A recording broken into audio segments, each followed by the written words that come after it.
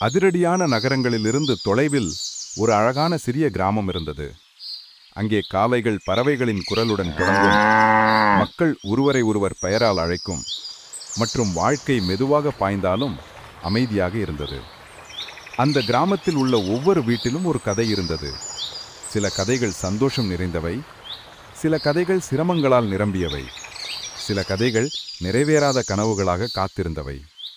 அந்த எல்லா கதைகளில் ஒன்றே ஒரு கதை மிகவும் பிரகாசமாக இருந்தது.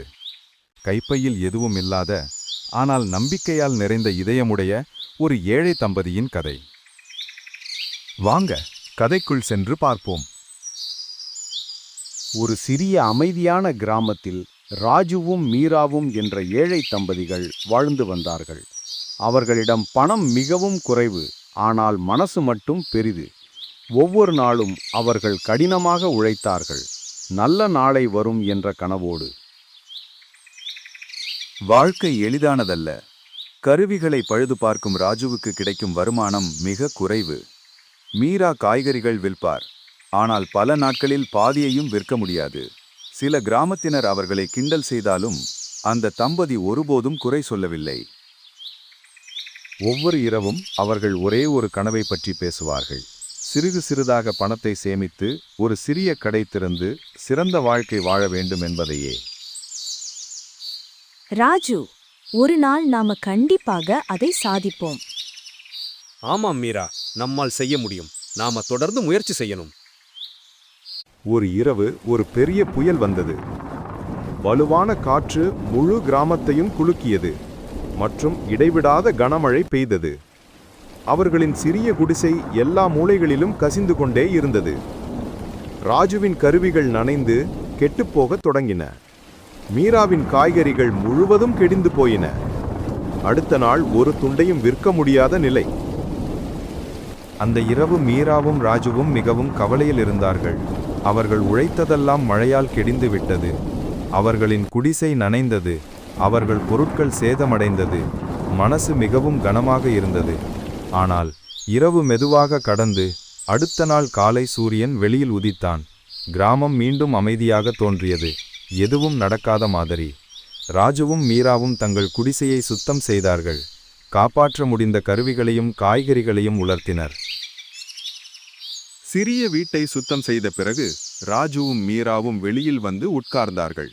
அவர்கள் சோர்வாக இருந்தாலும் ஒருவரின் அருகில் ஒருவர் இருப்பதாலேயே ஒரு அமைதி இருந்தது. எத்தனை பிரச்சனைகள் வந்தாலும் அதை இருவரும் சேர்ந்து எதிர்கொள்வோம் என்று மீரா மெதுவாக ராஜுவை நம்பகமாக உறுதியளித்தாள். அதை கேட்ட ராஜு ஒரு மிதமான சிரிப்புடன் தலையசைத்தான். ஒருபோதும் விடாது முயற்சி செய்வோம் என்ற நம்பிக்கையை மனதில் பிடித்து கொண்டான். சிறிது நேரம் கழித்து அவர்கள் உட்கார்ந்து பேசிக் கொண்டிருக்கும் போது ஒரு முதிய பெண் கனமான தண்ணீர் வாளியை தூக்க போராடுவதை கவனித்தனர். அவள் மீண்டும் மீண்டும் முயன்றாலும் வாளி அவளது பலவீனமான கைகளிலிருந்து வழுந்திக் கொண்டே இருந்தது. அவளது முகத்தில் சோர்வும் கவலையும் தெளிவாக தெரிந்தது. இதை கண்ட ராஜுவும் மீராவும் உடனே எழுந்து அவளுக்கு உதவ ஓடிச் சென்றனர். நீங்கள் இருவரும் மிகவும் கருணையாளர்கள். ஒரு நாள் உங்கள் நன்னெறி உங்களுக்கு திரும்பி வரும். பல நாட்கள் கடந்து ராஜுவுக்கும் மீராவுக்கும் வாழ்க்கை மெதுவாக மீண்டும் சாதாரண நிலையில் வந்தது. ஒரு காலை கிராமத் தலைவர் ஒரு மகிழ்ச்சியான நிகழ்ச்சியை அறிவிக்க வந்தார். கிராமத்தில் ஒரு திருவிழா நடக்க இருந்தது மற்றும் அவர் கூறினார், யார் மிக அழகாக தங்கள் விற்பனை மண்டபத்தை அலங்கரிப்பார்கள், அவருக்கு 5000 ரூபாய் பரிசாக கிடைக்கும். ராஜுவும் மீராவும் ஒருவருக்கொருவர் நம்பிக்கையுடன் நோக்கினார்கள். மீரா கூறினாள், இது நமக்கு சிறிய கடையை திறக்கவும் கனவு நனவாகவும் செய்ய ஒரு வாய்ப்பு இருக்கலாம். அவர்கள் உடனே தங்கள் விற்பனை மண்டபத்தை கிராமத்தில் மிக அழகாக செய்யும் திட்டத்தை தயாரிக்க தொடங்கினர். திருவிழாவுக்காக ராஜுவும் மீராவும் அயராது உழைத்தனர்.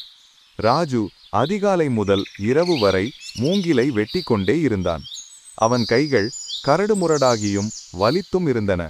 ஆனால் அவன் ஒருபோதும் நிற்கவில்லை. ஒவ்வொரு மூங்கிலும் கவனமாக கட்டி வடிவமைத்து சரியாக அமைத்தான். மற்ற பக்கம் மீரா பல மணி நேரங்கள் வண்ணமயமான பலகைகளை வரைய உட்கார்ந்தாள். அவள் விரல்கள் எல்லாம் நிறமால் கரைந்திருந்தாலும் அவள் தொடர்ந்து அழகான வடிவங்களையும் பிரகாசமான நிறங்களையும் சேர்த்தாள். அவர்களின் ஸ்டால் எல்லாவற்றிலும் அழகாக தோன்ற வேண்டும் என்பதற்காக. கிராமத்தினர் பார்த்து கொண்டும் ஒருவருக்கொருவர் கிசுகிசுத்தும் இருந்தார்கள். ஒரு குழுவினர், இவர்கள் ரொம்ப ஏழைங்க, எப்படி ஜெயிப்பாங்க என்று பேசினர். சில மணி நேரங்களுக்கு பிறகு மற்றொரு குழு, இவர்கள் கைவிடு தருவாங்க, போட்டி நடக்கும்போதைக்குள்ளே சோர்ந்து போயிடுவாங்க என்று சொன்னார்கள். ஆனால் அந்த தம்பதியர் எதையும் கவனிப்பதில்லை. யாரோ என்ன சொல்கிறார்கள் என்பதை பற்றி அவங்களுக்கு கவலையே இல்லை.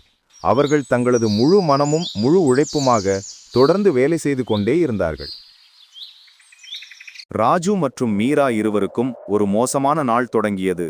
திடீரென பலமான காற்று கிராமம் முழுவதும் வீசி அனைத்தையும் சிதைக்கத் தொடங்கியது. அவர்கள் அரை முடிக்கப்பட்ட ஸ்டால் அந்த காற்றின் வலிமையை தாங்க முடியவில்லை. மூங்கில் கட்டுகள் முறிந்தன, அலங்காரங்கள் கிழிந்தன.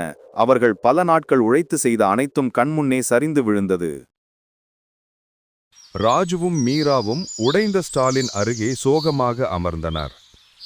மனம் மிகவும் கனமாக இருந்தது. மீரா தனது கண்ணீரை துடைத்து, எதற்காக இது எப்போதும் நமக்குதான் நடக்குது என்று மெதுவாக சொன்னாள். ராஜு விழுந்து போன பொருட்களை பார்த்து, வாழ்க்கை நம்மை சோதிக்கிறதோ, ஆனாலும் நம்ம நிற்கக்கூடாது என்று மெதுவாக கூறினான். அவர்கள் ஒரு நிமிடம் ஒன்றாக அமர்ந்து தைரியத்தை சேர்த்து கொண்டனர். தோற்றுவிட்டதாக உணர்ந்தாலும் மனத்தின் ஆழத்தில் ஏதோ ஒன்று மீண்டும் முயற்சிக்கச் சொல்லியது. அடுத்த நாள் காலை ராஜு மீண்டும் நம்பிக்கையுடன் எழுந்தான். ஒரு மூங்கில் கம்பை எடுத்துக்கொண்டு, வா மீரா, நம்ம ஸ்டாலை மீண்டும் கட்டுவோம், இன்னும் நேரம் இருக்கே என்று சொன்னான். மீரா அவனை பார்த்து கண்களிலிருந்த கண்ணீரை துடைத்து தலையசைத்தாள்.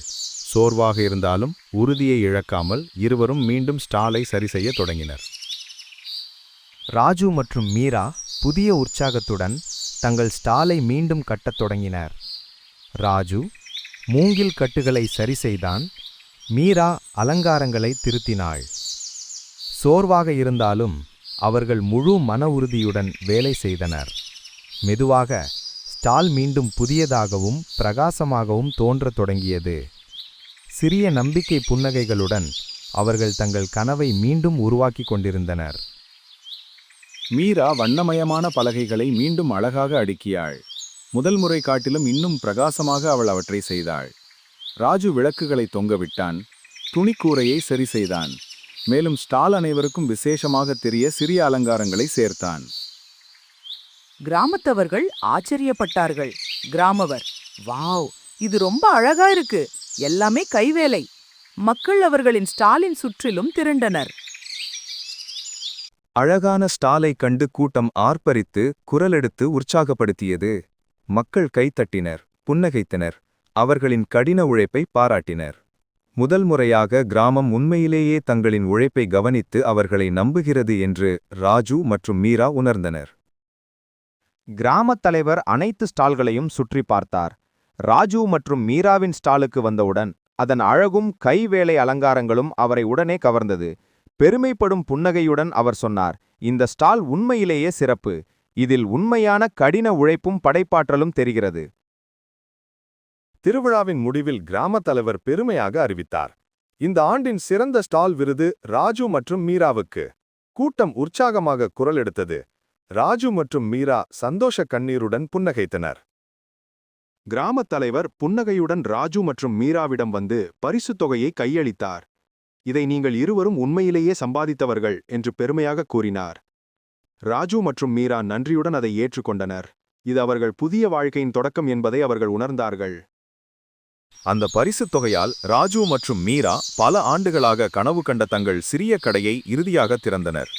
அவர்கள் சுவர்களை வர்ணித்து, அலமாரிகளை அழகாக அடுக்கி, மக்களுக்கு தேவையான கருவிகள், காய்கறிகள் மற்றும் அத்தியாவசிய பொருட்களால் கடையை நிரப்பினர். முன்பு அவர்களை சந்தேகப்பட்ட கிராமத்தாரே இப்போது அவர்களின் கடைக்கு வரத் தொடங்கினர். வாடிக்கையாளர்கள் புன்னகையுடன் வந்து அவர்களின் நேர்மை மற்றும் கடின உழைப்பை பாராட்டினர்.